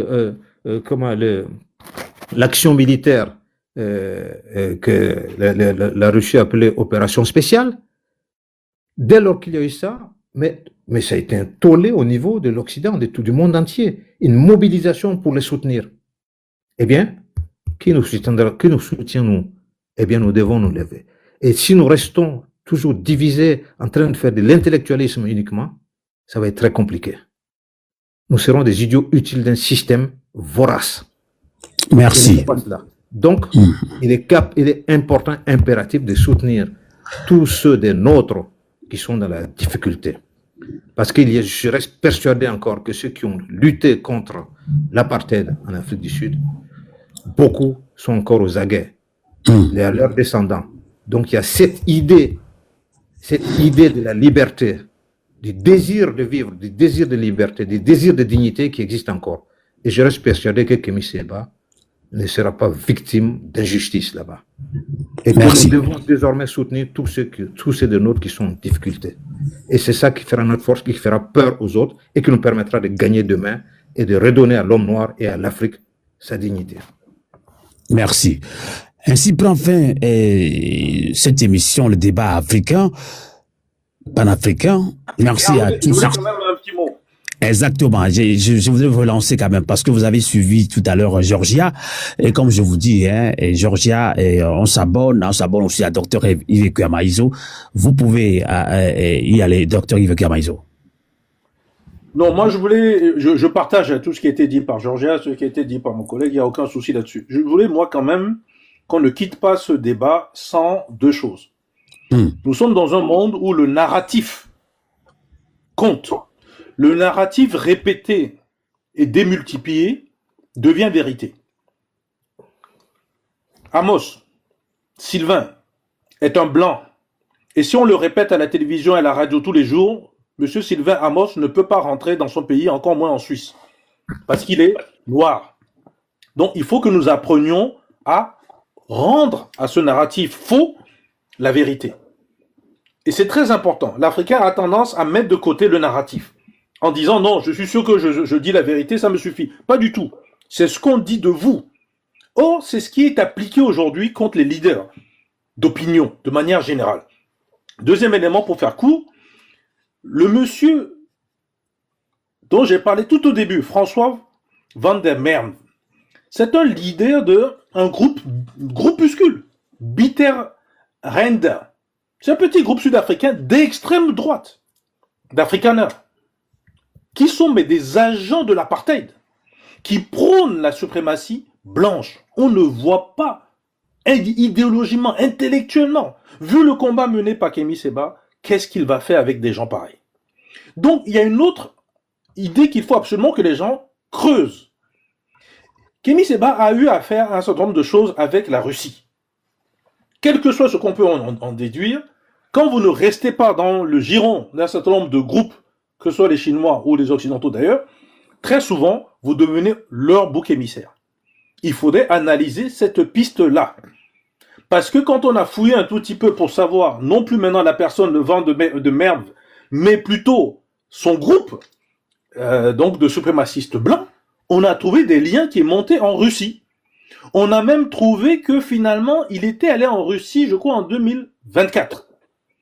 Qu'est-ce qu'il allait faire exactement? On ne sait pas, mais on a trouvé des liens avec un oligarque russe, un certain Konstantin Malofeev, et on ne sait pas bien exactement si ce sont des dissidents, ces gens qui continuent à jouer le pouvoir, ce sont des espions, ou simplement des pions qu'on utilise de manière opportuniste pour déranger qui? Les leaders d'opinion, justement. Donc, quand je reviens au narratif, ceux qui font et qui sont des leaders d'opinion, il faut qu'ils apprennent à se protéger. Et ça, on se protège quand on a un réseau d'experts autour de soi, et quand on affirme un certain nombre de choses, c'est validé par les experts dans tous les domaines qui intéressent l'Afrique. Or, il semble que ce soit plutôt une dissidence au niveau du circuit du narratif russe qui utilise ce monsieur, qui se retrouve maintenant à être, entre guillemets, celui qui aurait ou qui prendrait l'argent. Tout ça va être clarifié par le tribunal, et du coup, tout ça est mis de côté pour ne mettre en valeur qu'un certain Kémy Séba. Donc, il n'y a pas de preuve tangible aujourd'hui qu'il y a eu même cet argent officiellement, finalement, de payer. Parce que c'est aussi ça le problème. C'est pas tout de dire qu'il y a des allégations de paiement. Il faudrait qu'on voit le transfert. Ça a été donné en cash. Et cette cash-là, on a bien le droit de circuler avec, surtout dans un pays où tout fonctionne par cash là-bas. Tous ces éléments-là prouvent quelque chose de fondamental. Nos États sont en contradiction aujourd'hui avec leur peuple. Dès que leurs intérêts en tant qu'État est en jeu, ils sont prêts à sacrifier les individus. Donc les leaders d'opinion et les peuples eux-mêmes doivent prendre attention, faire attention à cela. Ce n'est pas parce qu'ils dirigent un pays qu'ils nécessairement ils vont vous défendre. C'est pas parce qu'ils ont déposé quelque chose pour soutenir les Palestiniens qu'ils vont nécessairement en interne défendre la loi ou ceux qui sont des panafricanistes. Ce sont des opportunistes, ce sont des États. Ils nous utilisent, leaders d'opinion, quand on en a besoin. On a vu le cas du Niger, mais on a vu d'autres cas aussi. Et ils nous laissent tomber. Donc, je reviens à ce qui a été fait comme proposition que je soutiens tout à fait. Il faut qu'on se parle. Il faut qu'on se soutienne. Non pas sur des choses qui ne tiennent pas la route. Nous sommes des gens de la preuve. Il faut prouver ce qu'on dit. Et il faut montrer aussi ceux qui viennent pour, en fait, diffuser, changer, modifier. La vraie lutte, celle qui amène la libération de ce peuple africain qui, jusqu'à aujourd'hui, a toujours été mis en catastrophe, justement pour continuer, au fond, de prendre sa richesse, parce que c'est de ça qu'il s'agit réellement. Je veux m'arrêter là-dessus, mais je voudrais que les gens n'oublient pas d'aller étudier, travailler. Qui c'est ce monsieur Van de Merwe, M-E-R-W-E, un agent de l'extrême droite sud-africain, extrémiste, suprémaciste blanc, qui, comme par hasard, apparaît dans ce circuit.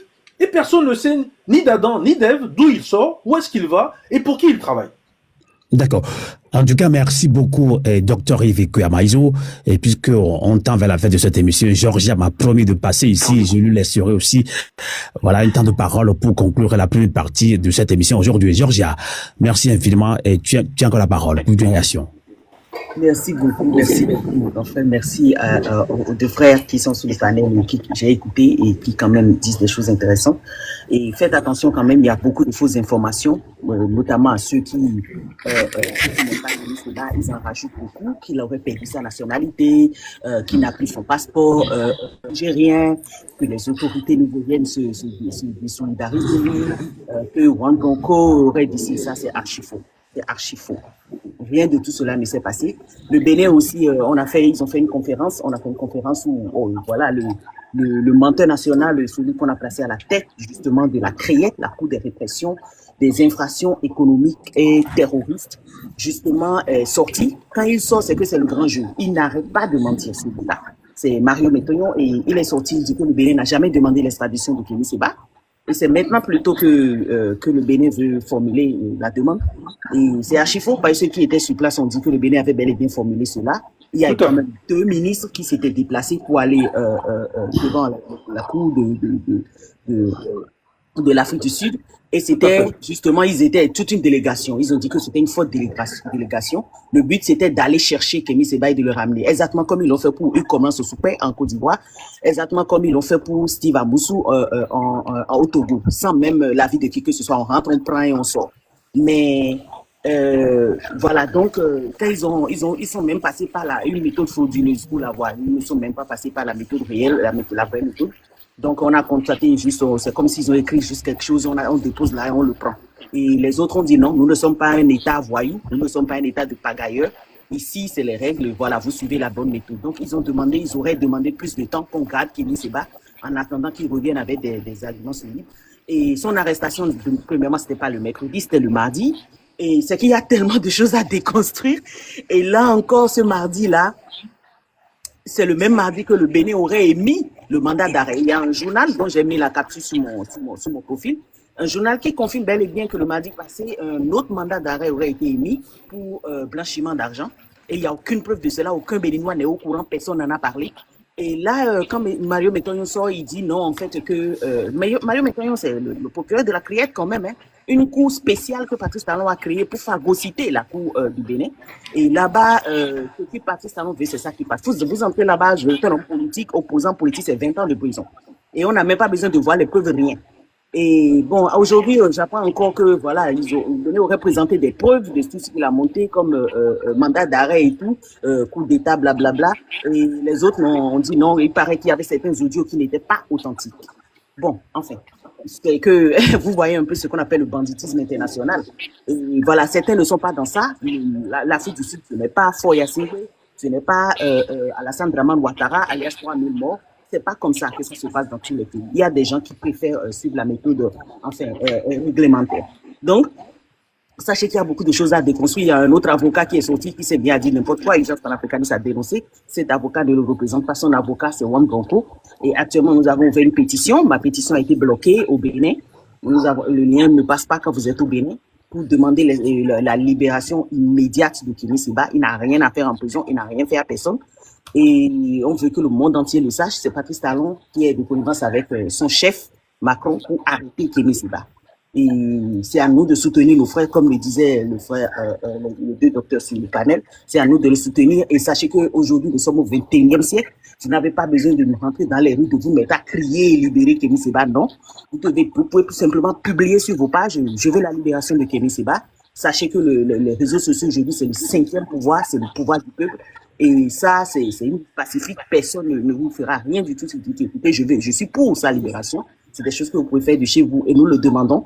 Nous voulons cette armée numérique pour soutenir notre frère. Nous aussi, il y a aussi des cotisations. Par exemple, il y a la page de, comment on appelle, de Urgence panafricaniste où vous pouvez cotiser pour soutenir des avocats et autres qui veulent aller le représenter.